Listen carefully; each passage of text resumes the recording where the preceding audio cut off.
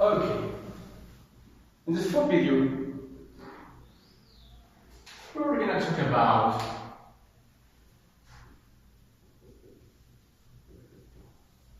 some new theories that try to explain international trade.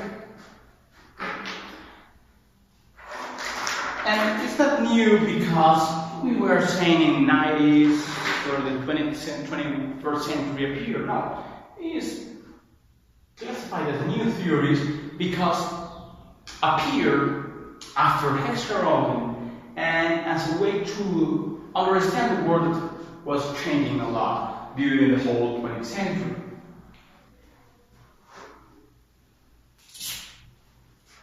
We will start with something that probably you know of me.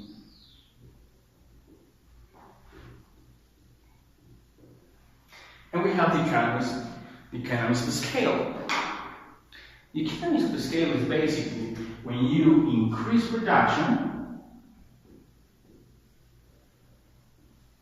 but the cost reduction. In the previous theories, it's not possible to say that when you increase production, your cost will decrease because using more, I'm trying to produce more units for good, I need more factors, so the cost will increase too, it's in proportion probably. But economies of scale said no. Obviously, we need some conditions. But in this case, we're going to say, no, your cost is not going to increase because we have here the fixed cost. And the fixed cost will reflect the amount of units that are being increased. Think of the following. We are producing 10 units and the fixed cost of these 10 units is 1,000 pieces. But I'm increasing the amount of units from 10 to 1,000 units. But I have 1,000 pieces in the fixed cost. So now I'm dividing these 1,000 pieces of cost, fixed cost, into 1,000 units. So I'm dividing and sharing the cost into more units. This thing will give you the possibility to reduce the cost in the production. But obviously, the economies of scale will depend more on more things, not only in this. And obviously, increased production to reach this division of the fixed cost into more units must be tied to some other ideas. But before that, here we will have the other change. And in this case, suppose that we're talking about production and the cost quantities. And now we will say that the production will be something like that.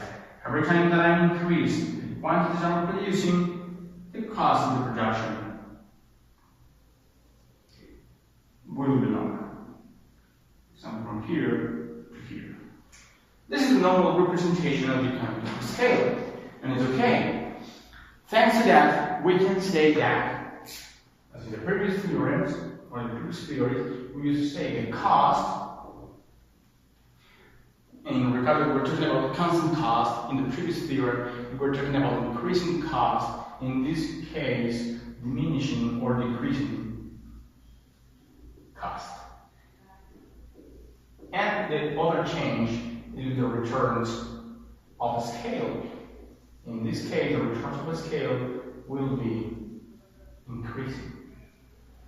Because you are paying less for your production, your costs are decreasing. So for decreasing, you will have the possibility to increase what you are receiving for the production.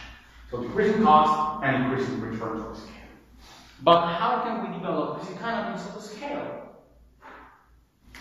By two ways.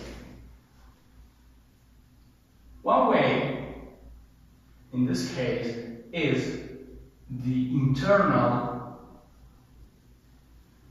economy of a scale. The internal economy of a scale basically is when we say that the economy of a scale can be developed by a company.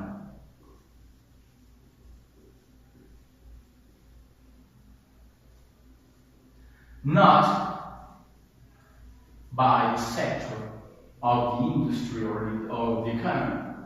So suppose that we have, I don't know, in beverages or food or whatever, we have 1,000 companies. But there's a company with some thing that can help the company to reach this. And the other 999 companies, whatever, can produce with huge cost without the possibility to diminish this. So in this case, it's the company that is introducing the economy of scale with technology or various of the factors. This internal economy of scale normally is developed by big companies. Companies that can have access to financial resources and more money, and also the power to implement technology, buy a new machine or make a research and development that can improve the production. So this internal will be reserved technically to big enterprises. But we try to include any kind of industries in this case in the module, so we can talk about the external economy of scale. In this case, the external economy of scale will be developed by the sector, not for a single company. So in this case, we're saying now there's a lot of small and medium companies, SME in English, small and medium enterprises. We have a lot, and they're developing this production, but they can join together and start to produce more and more.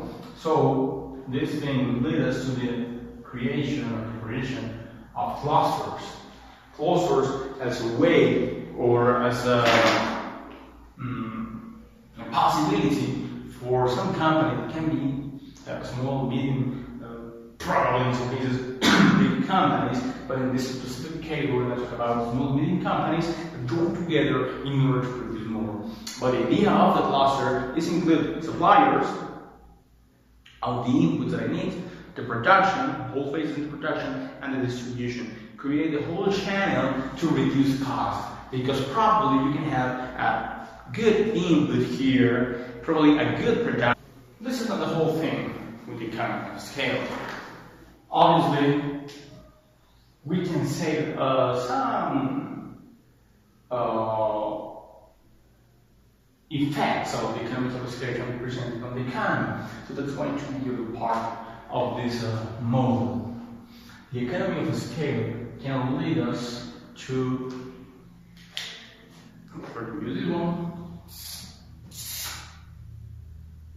introduce a new concept that can help us understand better our international trade. In the intra-industrial trade. What is the point with this?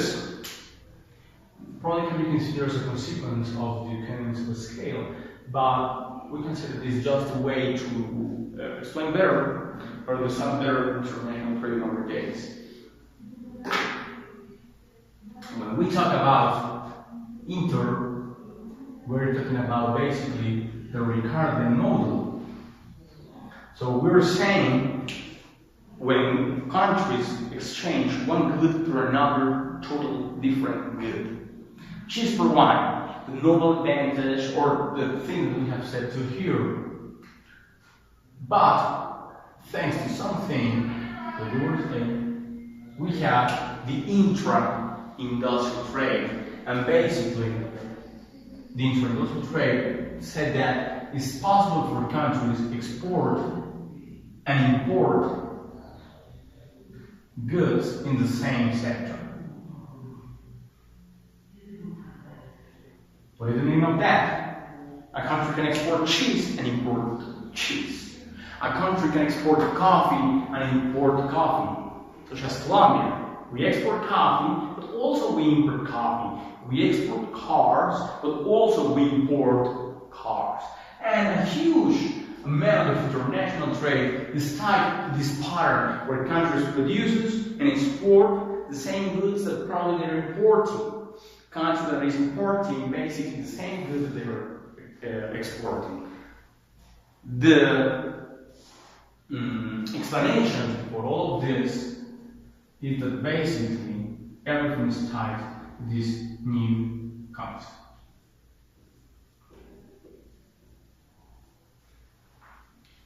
A change, if we compare with the previous models, here we're saying countries, producers must create differences, differentiate products. Like for example, this marker with this other marker, we have some differences. Okay, but the thing in cars is not the same when we talk about Chevrolet, or when we talk about Renault, or when we talk about Nissan, or BMW, or something like that. We have always differences. And this thing can help us, or can lead us to export and import the same variation, differentiation. That can be tied to what Porter used to say. We have a diamond, we have a value chain, but at the end, the important thing is create differences in products. With this, we can have a competitive advantage. It's possible. And it's another way to explain the international trade that we have in our days.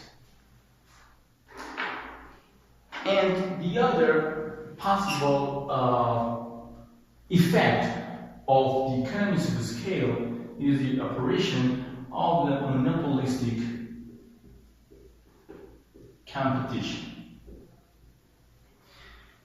And obviously we're talking about concepts that normally are different. Monopoly on one side and perfect competition for the other side. But in the monopolistic competition, we have some kind of effect caused by the economy of the scale in the way that with the monopolistic competition, or the monopolistic competition will be developed by some specific companies.